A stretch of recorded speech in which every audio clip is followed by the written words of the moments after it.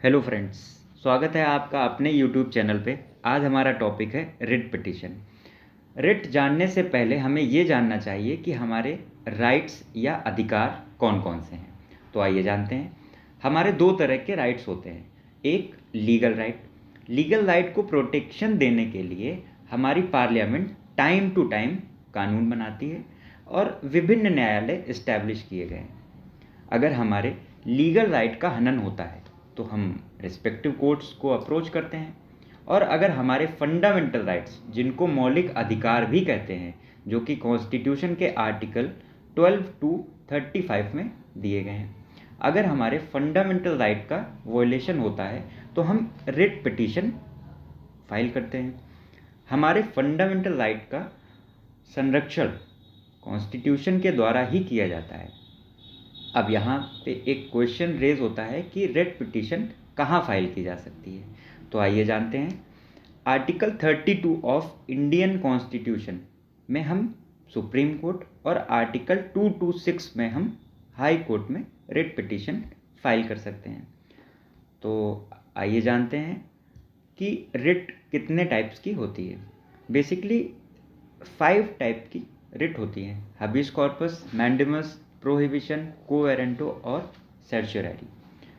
इन writ को हम सबसे पहले ऑनरेबल हाई कोर्ट में अप्रोच करते हैं और रेमेडी ना मिलने पर हम ऑनरेबल सुप्रीम कोर्ट में अप्रोच करते हैं।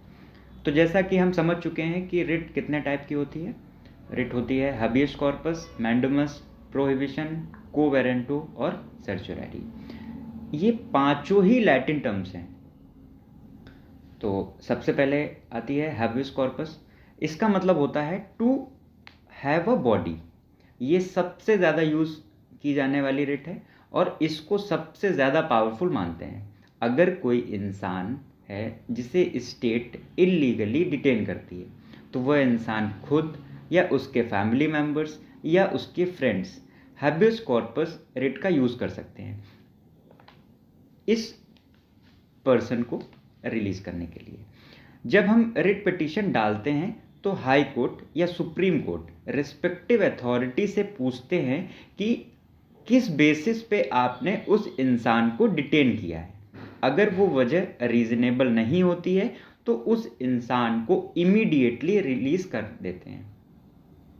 कोर्ट ये डायरेक्शन देती है कि उस इंसान को इमीडिएटली रिलीज कर दीजिए। अब दूसरी रिट है हमारी मैंडेमस। मैंडेमस का मतलब होता है वीक कमांड।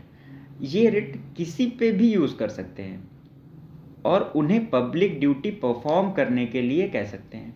तो इस रिट से किसी पब्लिक ऑफिशियल से उनकी पब्लिक ड्यूटी परफॉर्म करने के लिए हम कह सकते हैं। इस रिट को अप्लाई करने के लिए एक कंडीशन है, there should be a public duty.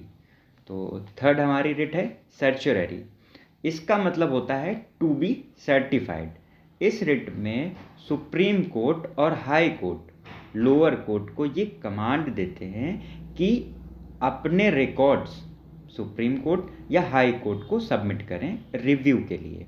और सुप्रीम कोर्ट या हाई कोर्ट देखती है कि कहीं लोअर कोर्ट के जजमेंट्स इलीगल तो नहीं है। आइए अब देखते हैं कि ये जजमेंट्स इलीगल कब कब हो सकते हैं। अगर एक्सेस ऑफ जुरिडिक्शन हो, लैक ऑफ जुरिडिक्शन हो, जुरिडिक्शन अनकॉन्स्टिट्यूशनल हो या नेचुरल जस्टिस के प्रिंसिपल का वॉयलेशन हो।